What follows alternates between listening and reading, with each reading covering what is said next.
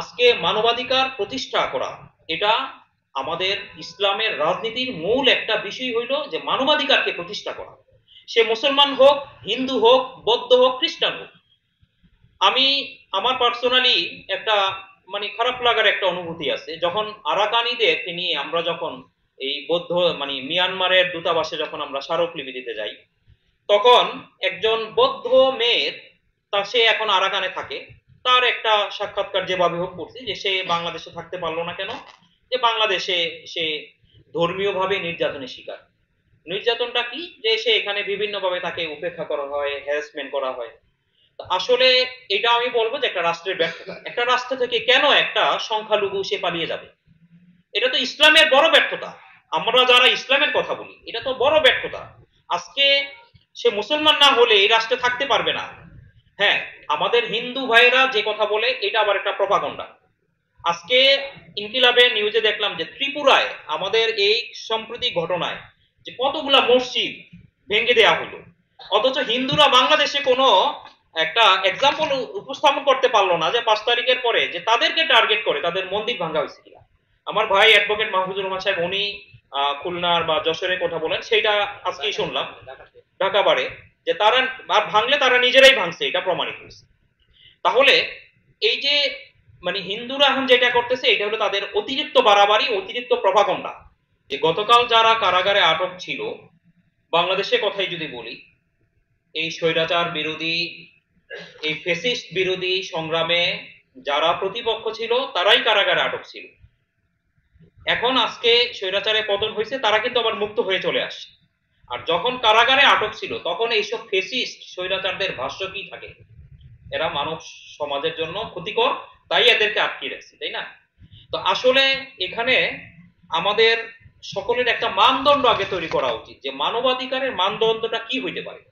মানবাধিকারের স্ট্যান্ডার্ড অবহিত হওয়ার সাথে সাথে মানবাধিকার প্রতিষ্ঠা করার জন্য যে আমাদের একটা সাধনা, একটা চেতনা থাকা উচিত, আমি সেই লক্ষ্যে কিছু আলোকপাত করব। অধিকার নিয়ে যদি আপনাদেরকে শুরুতেই আমি একটু রাসূলুল্লাহ সাল্লাল্লাহু আলাইহি সাল্লামের একটা উপমা আপনাদের সাথে উপস্থাপন করি, তো মানবাধিকারের বাস্তব উদাহরণ আমাদের সামনে উপযুক্ত হবে।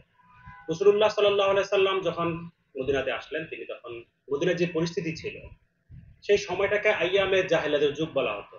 সেই সময় গোত্রগত দ্বন্দ্ব ছিল, মারামারি ছিল, ভাই ভাইকে হত্যা করত, মা সন্তানকে হত্যা করত, সন্তান বাবাকে হত্যা করত। এমন কোনো অন্যায় নাহেদ কাজ নাই ওই সমাজে হয়নি। সেই সময় যখন এই অন্যায় জুলুম নির্যাতন যখন চলছিল, রাসূলুল্লাহ সাল্লাল্লাহু আলাইহি সাল্লাম তখন ঘোষণা করেছিলেন মানব হত্যা মহাপাপ, মানুষ হত্যা করা মহাপাপ হিসেবে তিনি সেখানে ঘোষণা দিয়েছিলেন। অর্থাৎ কোনো জীব, কোনো পশু, কোনো প্রাণীকে হত্যা করা যাবে না, এটা তিনি নাজায়েজ ঘোষণা দিয়েছেন, এটা পাপ হিসেবে ঘোষণা দিয়েছেন। চিন্তা করা যায় যে সময় মানুষ মানুষকে হত্যা করছে, জুলুম করছে, নির্যাতন করছে, গোত্রগত যুদ্ধ লাগছে, দ্বন্দ্ব হচ্ছে, সেই সময় রাসূল আরবি সাল্লাল্লাহু আলাইহি সাল্লাম ঐতিহাসিক ঘোষণা দিলেন যে মানব হত্যা, মানুষ হত্যা করা মহাপাপ হিসেবে তিনি ঘোষণা দিলেন। এর মধ্য দিয়ে মানুষের অধিকার ফিরিয়ে আনার জন্য, মানব অধিকার ফিরিয়ে আনার জন্য তিনি এটি কার্যকর উদ্যোগ গ্রহণ করেন। বিদায় হজে হযরত মুহাম্মদ সাল্লাল্লাহু আলাইহি সাল্লাম মানবাধিকারের যে কথাগুলো বলে গেছেন, যে কৃতদাসের প্রতি কি আচরণ হবে, নারীর প্রতি কি আচরণ হবে, প্রতিবেশীর প্রতি কি আচরণ হবে, তারপরে টোটাল রাষ্ট্রীয় আচরণটা কেমন হবে, পুরো বিষয়টা বিদায় হজের ভাষণে বলে গেছেন। নতুন করে আন্তর্জাতিক মানবাধিকারের কোনো প্রয়োজন আসে না। এটা হচ্ছে একটা মৌলিক প্রতিষ্ঠান। এই মৌলিক প্রতিষ্ঠান তারা নিজেরা যেটা বলবে নিজেরা করবে না, তারা শুধু বলার জন্য এই প্রতিষ্ঠান। মানবাধিকার ওয়েস্টে যে একটা প্রভাব আমরা দেখি, কিন্তু সেক্ষেত্রেও দেখতে পারি কিছু কিছু অধিকারের উপর বেশি গুরুত্ব দেওয়া হয়। যেমন নাগরিক এবং রাজনৈতিক অধিকার, যেটার জন্য রাষ্ট্রের খরচ হয় না, কিন্তু সামাজিক, সাংস্কৃতিক এবং অর্থনৈতিক অধিকারের ক্ষেত্রে আমাদের মনোযোগ দেওয়া হয় না। যেমনটা পশ্চিমে কম দেওয়া হয়, পূর্বে দেওয়া হয় না, মানে আমাদের দেশেও হয় না। কিন্তু আমি যদি বলি বাংলাদেশের মানুষের পক্ষে নিউ লিবারেল হওয়া উচিত, মানে অসম্ভবই না মুসলমানের পক্ষে। নিউ লিবারেল মানে কি, যে রাষ্ট্রের ব্যয় কমিয়ে দাও আর মানে ট্যাক্স কমিয়ে দাও, এটাকে বলে নিউ লিবারালিজম। আমি সিম্পলিফাই করছি, সরলীকরণ করছি। কিন্তু একজন মুসলমানের পক্ষে তাকে ট্যাক্স দেওয়া তো তার জন্য কোনো ডিউটি, তাই না? জাকাত তো সে দিয়ে অভ্যস্ত। রাষ্ট্রে রাষ্ট্র খরচ করবে মানুষের, দরিদ্র মানুষের জন্য শিক্ষা এবং চিকিৎসার ব্যবস্থা করবে, এটা একজন মুসলমানের যে মানে বলবেন আমাকে ট্যাক্স দিতে হচ্ছে, আমার আমার পকেট থেকে চলে যাচ্ছে, ট্যাক্সেশন এক প্রকারের এক্সটর্শন কেউ কেউ বলে থাকে পশ্চিমের তাত্ত্বিকেরা, কিন্তু একজন মুসলমান সেটা মনে করে না।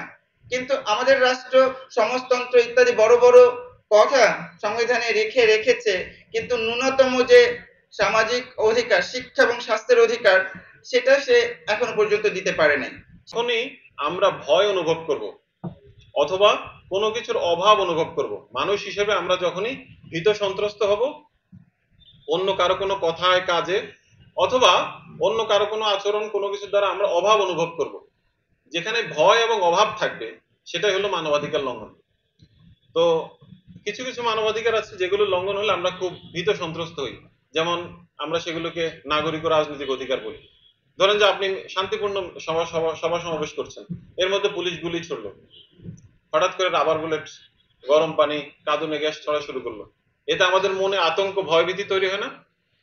তার মানে এটা একটা মানবাধিকার লঙ্ঘন। আমরা ছিলাম একটা শান্তিপূর্ণ সমাবেশে, সেখানে তারা করলো আক্রমণ, যাদের দায়িত্ব ছিল আমাদের নিরাপত্তা বিধান করা।